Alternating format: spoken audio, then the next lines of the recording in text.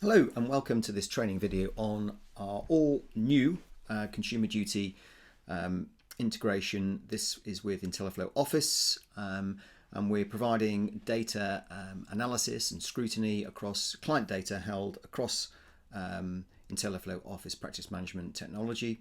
And this gives you a dashboard which really focuses on the four outcomes of the consumer duty and the quality of the data that you're holding against those four outcomes, so that you can have confidence that you can report using the data on good client outcomes. So at this stage, if you're an inteliflow Office client, then this will appear on the top of your Model Office dashboard. You can click on that. It will take you to this dashboard, which looks at how we can take a look at the quality of your data, how many duplicated clients you may have, any much missing data against individual clients, which is really a GDPR check if you like. But also what we've now got is the Consumer Duty dashboard here. Click on the Consumer Duty, this will appear and it will give you a name search, which you can then put in any details from your clients, and once you click on that information you'll receive this disclaimer, this information disclaimer, which appears at the top here as well, and you'll receive this dashboard. So here what we're doing is effectively breaking down the four outcomes into its individual areas and the data that is available on your practice management solution with inteliflow Office. And what we're looking at is basically having parent fields of data which then have sub details or child details, if you like, child data values. And then what we're doing is effectively we're benchmarking and scoring accordingly based on the quality of the data that the system is finding in there.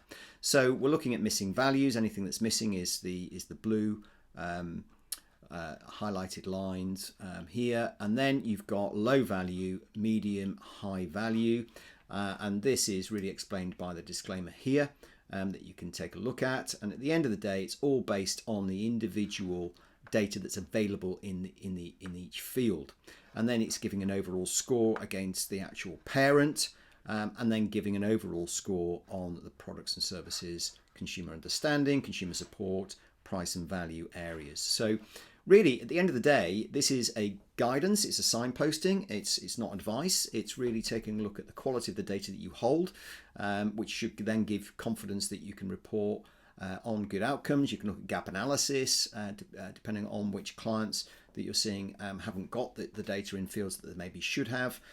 So for example, here what we're saying is that you've got this particular firm hasn't got anything in, or this client hasn't got anything in the price and value at the moment. Well, obviously that's a concern, so you need to go back and take a look at why.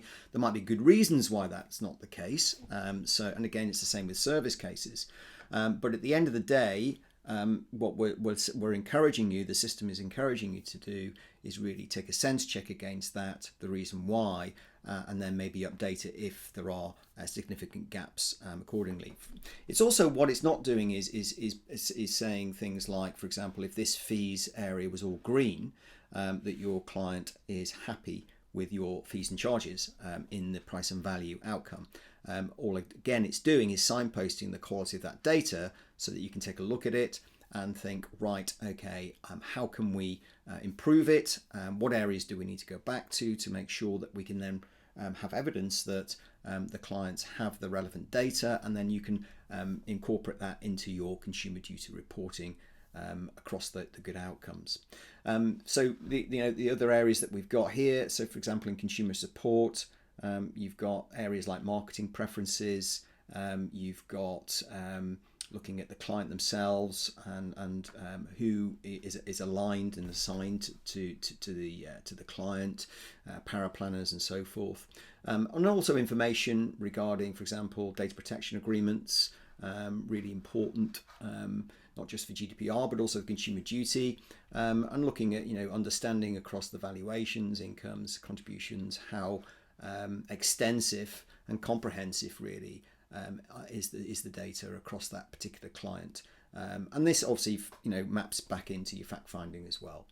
So hopefully this gives you a good idea of how the system software works. If you want a demo, please get in touch with us. You can watch this video down here on this link on the system as well, and we'd love to hear any feedback that you've got. We will obviously keep on improving this and upgrading this as the FCA feeds back on the consumer duty progress for the industry before the deadlines, the April and the July deadlines this year, and on an ongoing basis. But it is a dynamic data analysis system that allows you to really scrutinise the quality of your data so that hopefully you can report on key issues like foreseeable harm, which we think is really the key, or a very large contribution to ensuring that you are going to be complying and evidencing good client outcomes. Thank you for your time.